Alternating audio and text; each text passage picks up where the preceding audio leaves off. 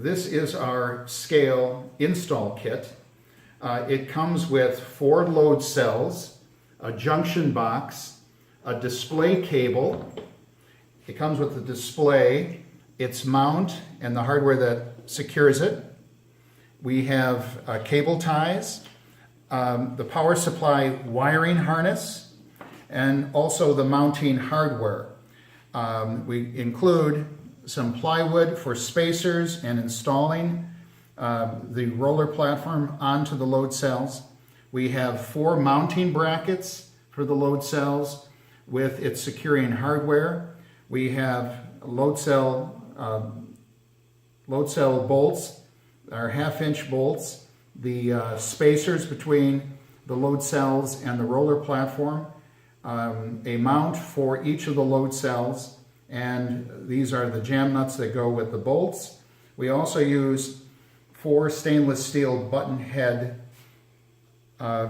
bolts to hold the roller platform to the load cells. These are the tools that we're going to use for the install. We have a 13mm wrench, which we will use on the battery to install the wire harness.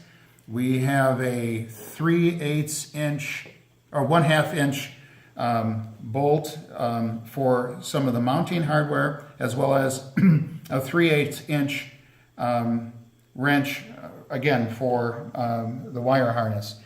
For the larger 1/2 inch bolts, we have a 3/4 inch open head wrench, as well as a socket, a 3/4 inch socket. You can use that up with a ratchet wrench, or as you see here, we have a drill equipped with a driver to use that.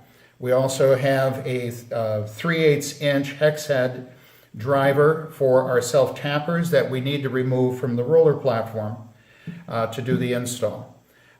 We have a 3/16 inch Allen wrench for the mounting bolts of the load cell mounts. We have snips to eliminate, to take off excess cable tie length. We use on our button head screws an 8mm Allen wrench. We have 2 of them for this purpose, and we will show you what you might potentially need a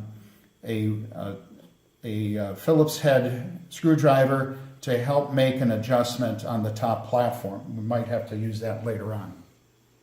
In order to do the install, what we need to do is remove the roller platform from the top platform. It is being secured by 6 self-tapping screws. We can expose the heads of the screws by removing 3 rollers. These rollers are spring-loaded. We pull out on the axle, and they will come out.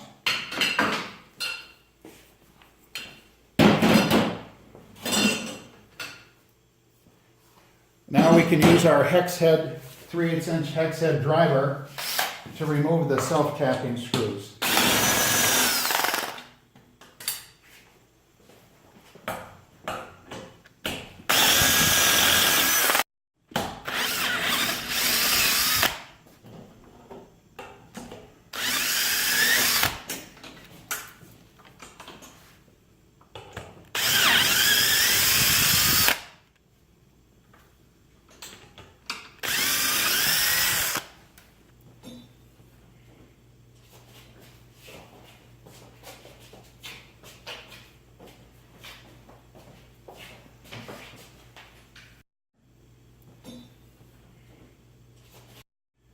The next step is, once we've removed the roller platform, is to install the load cell mounts. We have 2 holes on the top of the mount that will mount the load cell, and the 4 holes on the side, we'll use 2 of those to secure it to the top platform. And then we will secure this hardware with locking nuts.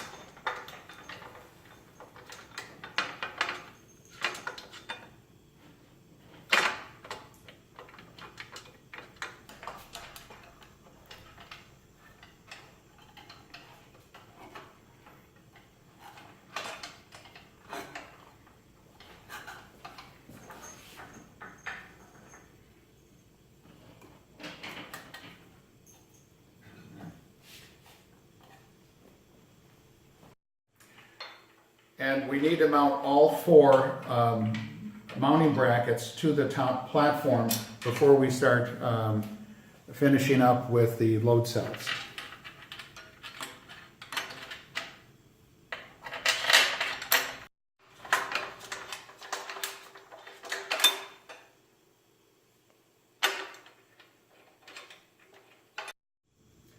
All right, what we've done here is we've taken a piece of plywood, spread it across the frame of the top platform, and now we have a little bit of a work area from which we can continue with the installation.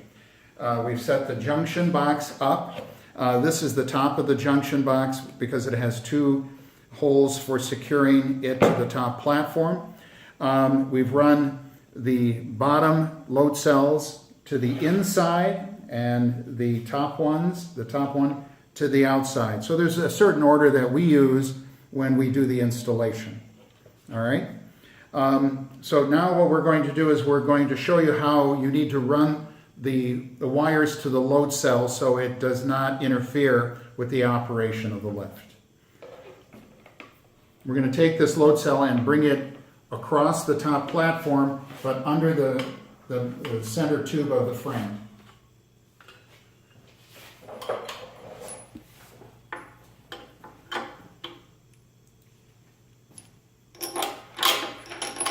And we're going to loosely secure the jam nuts to hold it in place.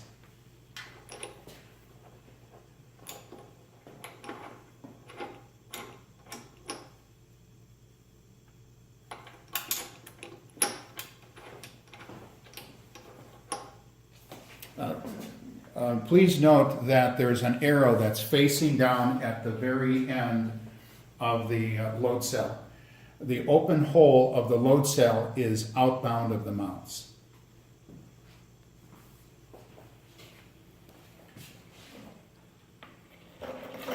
And the second one is mounted in or inbound. The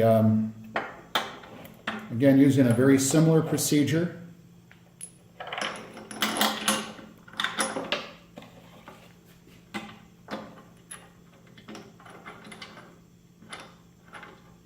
What we want to do is we want to keep the load cells relatively loose until it's secured to the top platform.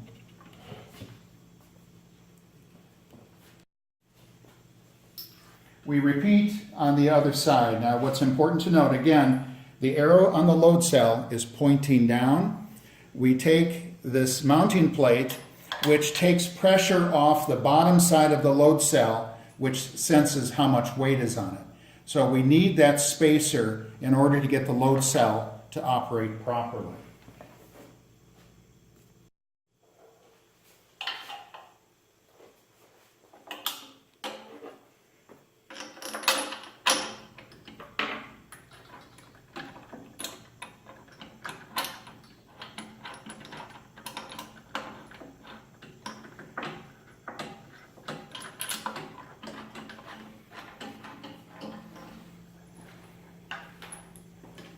What we're doing now is we have to secure the cables to the load cells so that they do not interfere with the scissors mechanism. We insert a special cable tie that mounts to our top platform.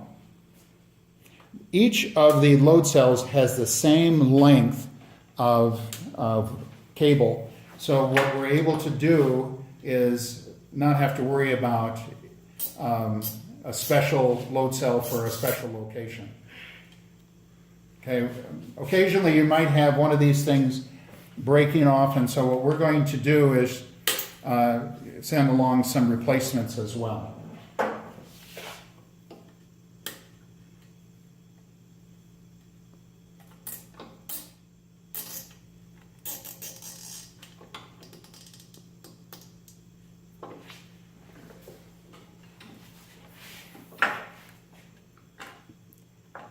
On this load cell, we have the same length cable, but it doesn't have to run as far. So what we do is we take and we do a loop for it.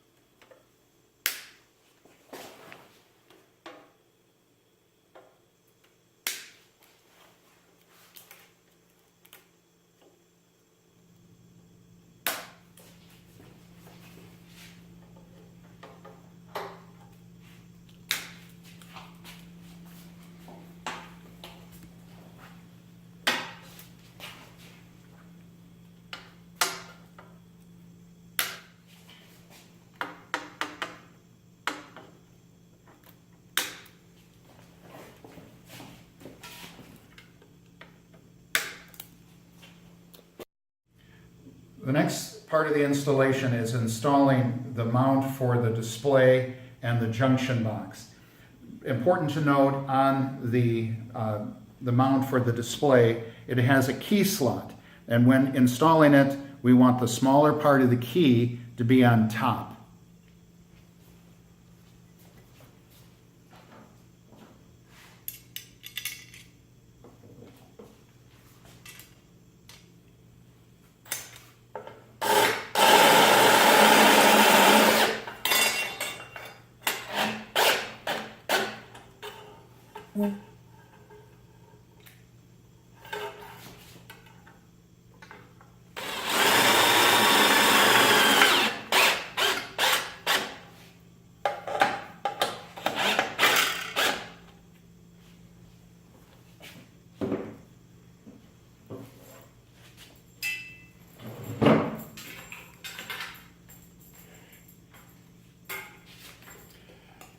At this particular point, we take the excess amount of display cable and we mount it behind the junction box on the top platform. And we're going to secure it with 2 self-tapping screws.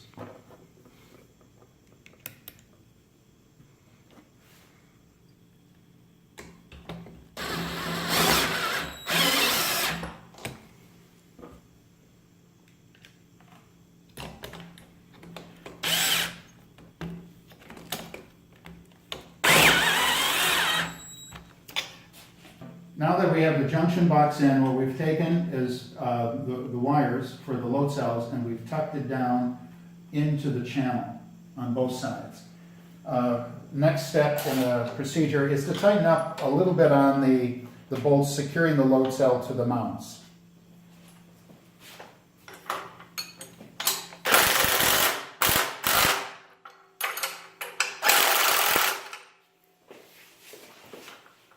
This one here is a little too tight, and we're going to loosen that up so that this is more responsive to positioning. We want a little up and down movement, a little right to left movement. Are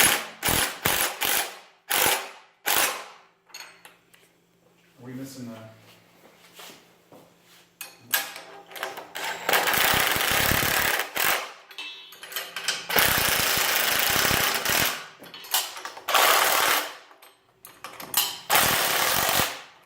This one's too tight, and this one's... Now we're at a point where we can mount the roller platform to the load cells. We have these spacers that we've set up that we're going to put behind each load cell. That's going to bear the weight of the roller platform until we get the load cell secured to the roller platform.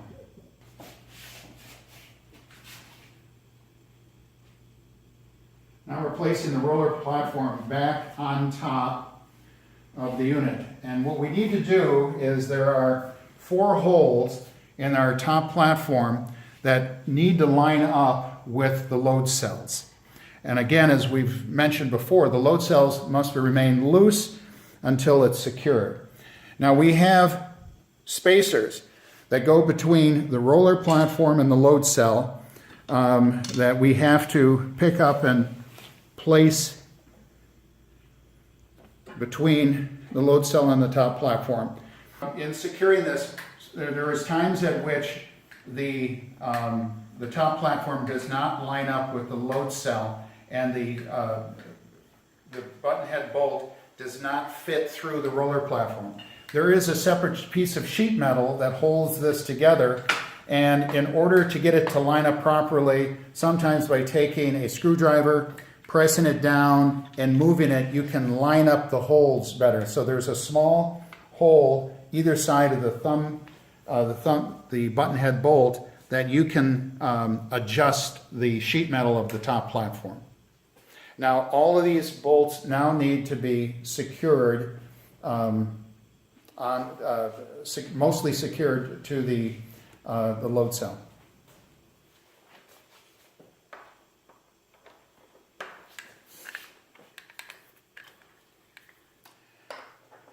Now it's important when taking the button head bolt and securing it to the load cell, you do not want to put any heavy amount of pressure. This should go in really easily. If it does not, you got to go slowly. These stainless steel bolts can jam inside of the load cell. If it happens, you got to cut off the bolt and replace the load cell. So it's very important that these are not forced, that the load cell is loose and it seeks its way up against the roller platform. All right, now that we have the roller platform secure, we are now going to pull out our spacers, each one from the roller platform. And now the roller platform the full weight of the roller platform is now onto the load cell. What we may have is a little extra space, so we need to tighten up the the button head bolts one more time.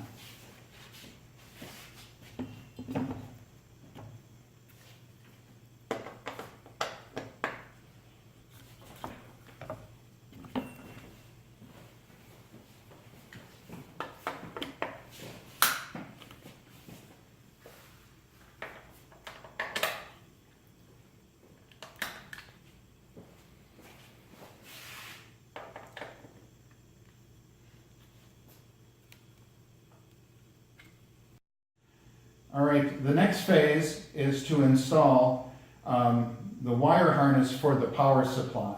So we're going to raise this lift up. We are going to work with the battery and we're going to work underneath the top platform. As a result, as I raise it up, I need to install the maintenance locks to avoid injury. The maintenance locks are located on the end opposite of the steering. We put these in like this, and it prevents the roller platform from coming down onto the operator. And once that's up, we just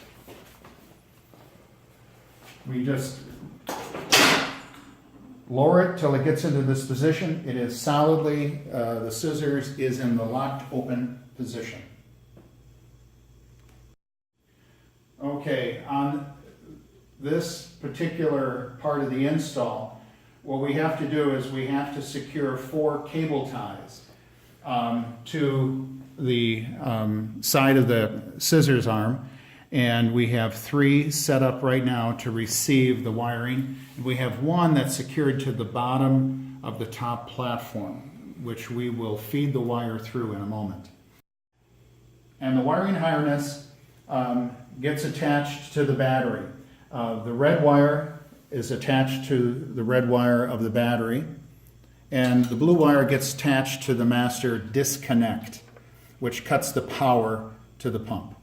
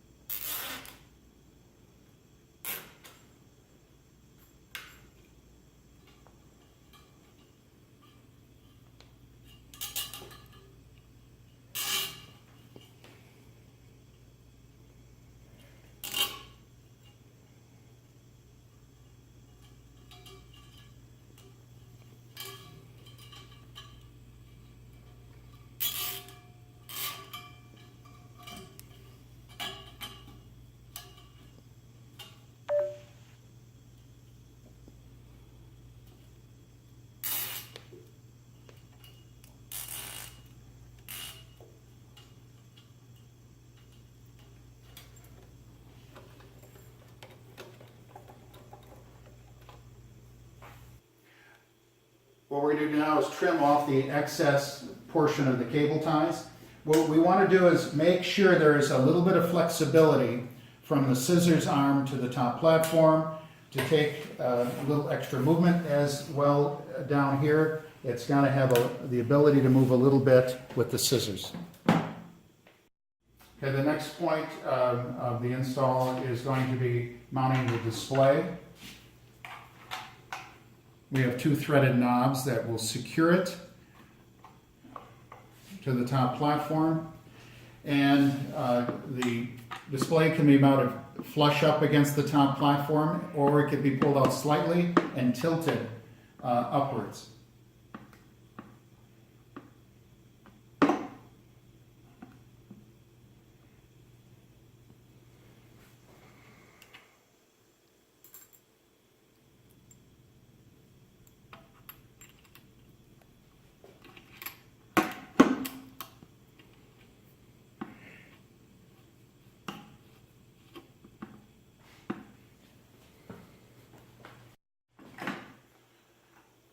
To be mounted flush up against the platform, to be loosened up, pulled out, and tilted slightly facing upwards. We go back to turning on the power by turning the master lock clockwise, and the scale turns on. It has now power to operate.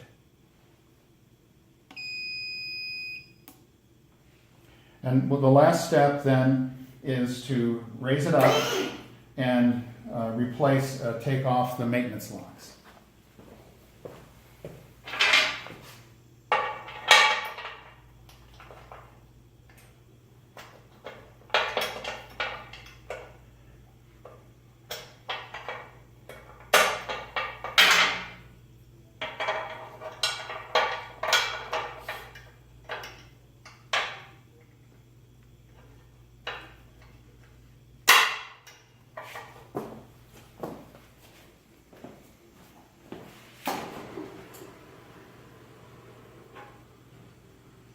Okay, the last step will be to replace the rollers that we have taken off earlier to do the installment.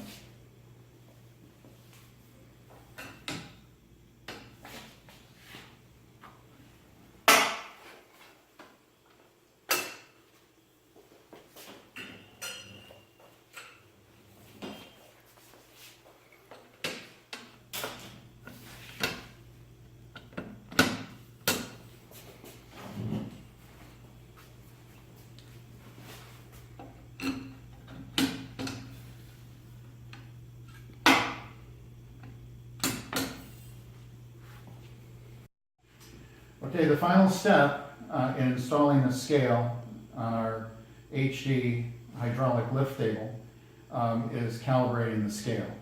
To do that, what we need to do now is 2 things. We need to find weights that would be equivalent to at least 40% of the load capacity, which is 1,000 pounds. So we want to get approximately 400 pounds or more. Ideally, you'd like to have something very, very precise regarding weights in order to put on an accurate amount of weight in order to calibrate. The closer you are to calibrating the right weight, the more accurate, obviously, the resulting weigh-ins are going to be. So to turn on the scale, you want to press the on button and hold until the lights come on. And what we want to do is to program it to the various parameters. We hit the hold and print button, and we get the first parameter. This is determine if we want it in kilograms or pounds. 2 is for pounds. We hit print to advance to the next parameter. This would be the amount of accuracy you want. We want it to tenths of a pound. So we want to go up to 1 is tenths of a pound. The next calibration would be for gradation. We want a 1 on that. C4 is going to be for the load capacity. It was what we want to do is set this at 500 pounds. So we lower this, right, right now it's set at 500, we want it at 1,000. And now it's set at 1,000, we move on to the next parameter. This would be the empty weight. At this empty weight, we want to hit 1. We want the lift to calibrate exactly what the empty weight is with all the rollers and the brake handles.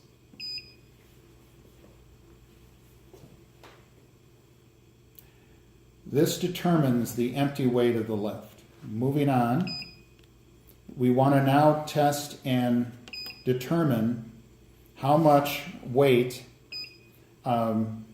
is actually on this. The scale needs to be educated as to what we think this weighs. So we're going to take and do 10 40-pound bags of salt.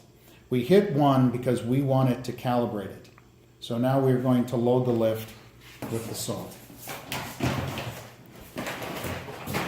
We applied the brakes, so if the load starts rolling, it will stop when it hits a brake.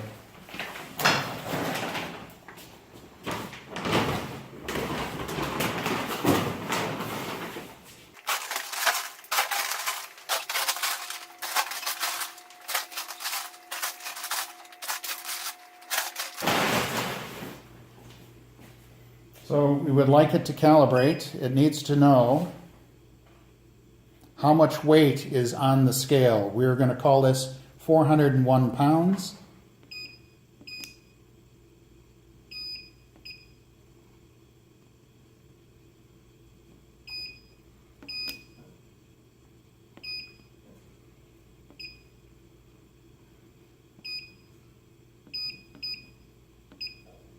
£1 for the cardboard.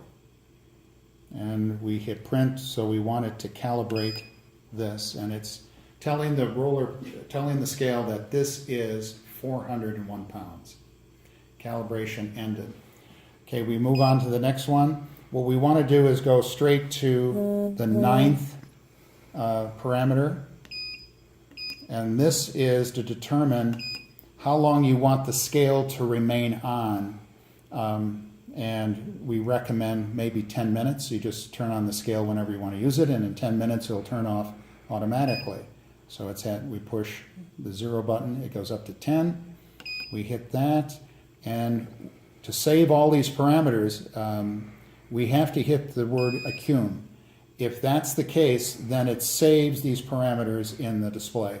If you do not hit accum, it will, next time you turn it on, you'll have to recalibrate the whole thing.